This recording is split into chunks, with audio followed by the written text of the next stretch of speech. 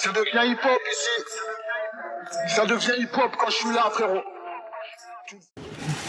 Les amis, on est encore aux Chroniques du Bitume et là tout de suite on est avec Eli, c'est ça? Ly. Ly. En fait j'ai fait exprès parce qu'il vient juste de me le dire. Je vais en mettre un petit peu. Vous me connaissez, j'aime bien. Ly, comment ça se passe? Est-ce que écoute, ça se passe bien. Je veux savoir justement, donc toi t'es un artiste de Dieppe? Ouais, je suis pas un artiste de Dieppe, moi je suis du 91. D'accord. Mais petite connexion, on a rencontré Michael, du coup on est là pour faire du sale. Donc toi aussi t'as fait la route jusqu'aujourd'hui? Ouais, j'ai fait la route aussi pour venir de Paris et voilà, on va Vous vous kiffer. rendez compte, les Chroniques du Bitume quand même ça amène des artistes de loin, clair. comme quoi franchement c'est vraiment des événements importants. Et puis comment t'as connu Michael? J'ai connu Michael sur un show, comme ça je passais pour voir et en fait je lui ai dit je suis artiste, tout ça machin, et en fait il se trouve qu'il connaissait déjà des contacts, on avait des gens en commun, tout ça, et on s'est branché vite, on a fait une scène et là c'est la deuxième fois. Je suis très content d'être là, je serai là pour la troisième s'il y en a une troisième. Voilà. il y a des rendez-vous à te donner alors. Clairement. On va en savoir un peu plus, t'as des projets?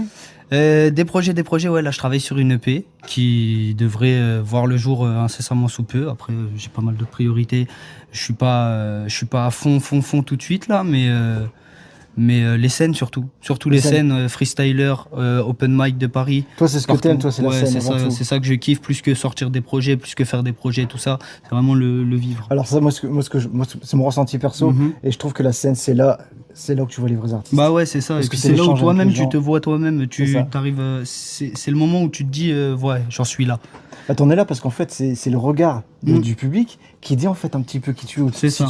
Et ça c'est important. Et quand tu vois les prestations des autres, tu te nourris en fait, et à chaque fois que je monte sur scène, j'ai de moins en moins le track, de moins en moins à chaque fois en fait, on l'a toujours le track, mais de plus en plus c'est calculé. Toujours. Et puis quand tu fais un morceau une fois sur scène, la deuxième fois la deuxième fois c'est plus pareil. Il y en a qui disent que justement le jour où t'as plus de track, c'est que tu te donnes plus à fond.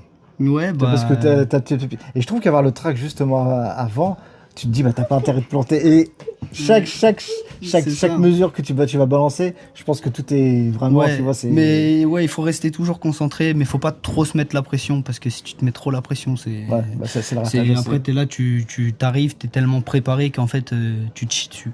Voilà. Et tu fais n'importe quoi, t'es concentré sur qu'est-ce que tu vas faire avec tes pieds, avec tes bras, avec tout ça, avec ta tête, et puis en fait ta bouche. C'est naturel, voilà. C'est ça. Qu'est-ce que tu nous prépares pour ce soir? Ah là, ce soir c'est du sale. Ce soir c'est du sale. Il y a un morceau assez original, un peu en ambiance latino. Ah, et là tu me parles parce que c'est ce que j'aime. Et je vais kicker fort là-dessus. Après, sinon ça va être des morceaux un peu plus sombres, un peu plus trap, une drill, et puis un morceau un peu émotionnel, histoire de